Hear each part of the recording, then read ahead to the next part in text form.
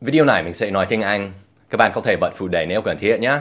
So after making some videos about Langmaster and Elite, I've seen a number of comments saying things like, Dan, can you give us a list of good professional centers that we can study at?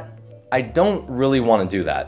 For one thing, I don't have first-hand experience with very many centers here in Vietnam. There are some that I think look professional, but I don't want to say that they are when I don't really know for sure. Also, I know that if I start listing good centers, some people are gonna say, oh, he's been paid by those centers to promote them while bad-mouthing other centers like Langmaster and Elite. So instead of giving you guys a list of good centers, what I want to do in this video is give you a few tips for avoiding bad ones. I've got 3 warning signs that you should look out for when you're considering studying at a center. And these warning signs don't necessarily prove that a center is bad, but they should make you skeptical, and they should make you cautious before handing over any money. The first warning sign, this isn't going to surprise anybody, is plagiarism. If you're considering studying at a center, go check out their Facebook page. And if you see posts like this, where it's the 25 most common phrases in American English, or 10 awesome ways to answer the question, how are you? Those posts are almost always plagiarized from other sources. Like, let's take a closer look at this one. So we'll take the first little bit, I attended MIT, we'll search for that in quotes. Then we'll also include, I grew up in Korea, and I'm an easygoing person that works well with everyone. Wow, look at all those results. Cleverlearn has it, a center called Lesh has it. Some of these things get copied so many times, you can't even tell where it came from originally.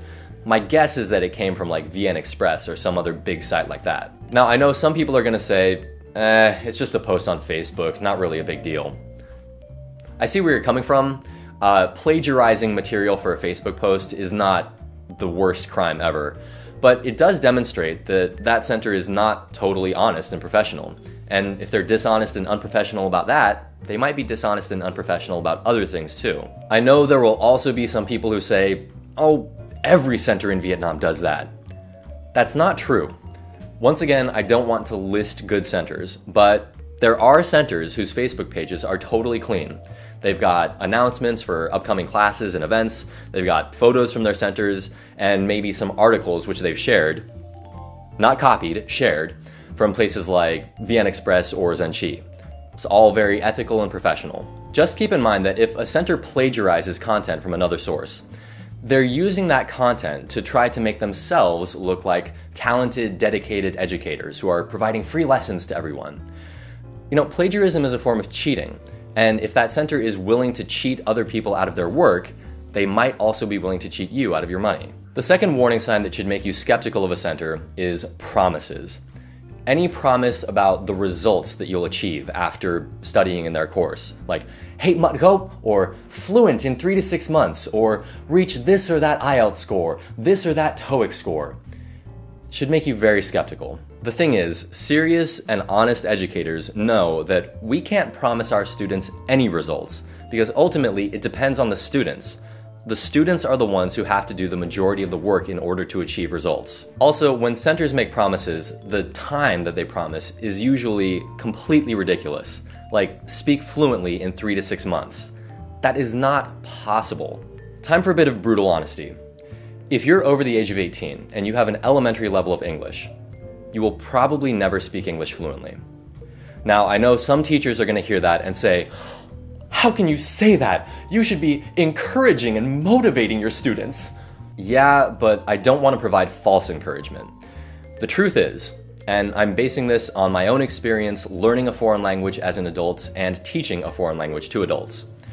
The truth is, learning a foreign language as an adult is extremely hard. And if you don't have much of a natural talent for languages, if you don't have a lot of time to study, if you don't have much of an environment in which to practice, reaching real fluency is nearly impossible. For most adult learners with an elementary level of English, the best you can probably hope for is to reach an intermediate level of English. And that is still definitely worth doing. But even that is going to take years of hard work. Not months, years. There's no magical method, no wizard teacher who can make you fluent in 3 to 6 months.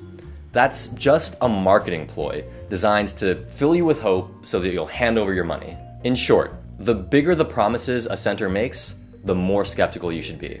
The third warning sign for an unprofessional center is a lazy placement testing process. Now, any remotely decent English center is going to check your level of English before putting you into a class. And professional centers take that process seriously. You guys know that now I'm running my own classes. I do all of the placement testing interviews myself. But before that, I worked at a big center with lots of teachers. And at that center, placement testing interviews were always conducted by native speaker teachers or native level teachers who had gone through at least 2 training sessions in how to properly conduct placement testing interviews. So if you go to a center and the placement testing interview is handled by a university student or a teaching assistant who seems to not have a lot of training or even a very high level of English, that should make you very skeptical. Also, regardless of who interviews you, pay attention to the questions they ask. Ideally, placement testing interviews should be a bit challenging. They should be testing the limits of your English. That's going to mean different things for different people. If you've got a really low level of English, then it's going to be challenging just to answer, "What did you do last night?"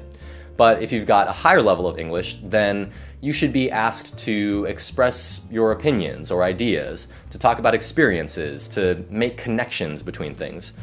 If you walk out of the interview and you feel like, "God, that was so easy, I didn't even use half of my English abilities," that should make you skeptical. On the other hand, if the placement test is way too difficult, like if you know that your level of English is above 0, but you walk out feeling like, "God, I couldn't answer any of that," that should make you skeptical too, because they might be trying to give you an overly difficult placement test in order to pressure you into a lower level class. So those are my warning signs for avoiding bad centers. Once again, keep in mind, those things don't necessarily prove a center is bad, but they should make you a bit cautious. I'm sure you guys have had some of your own experiences and you have your own warning signs. Please share them in the comments. I'll be reading as many as I can, and I'll be dropping hearts for those that I think are helpful. And I've got one final thing I want to say. Keep in mind that you are responsible for your own success in learning English. I think that finding a good center or a good teacher is worth doing. But in the end, studying on your own is what's going to make the difference.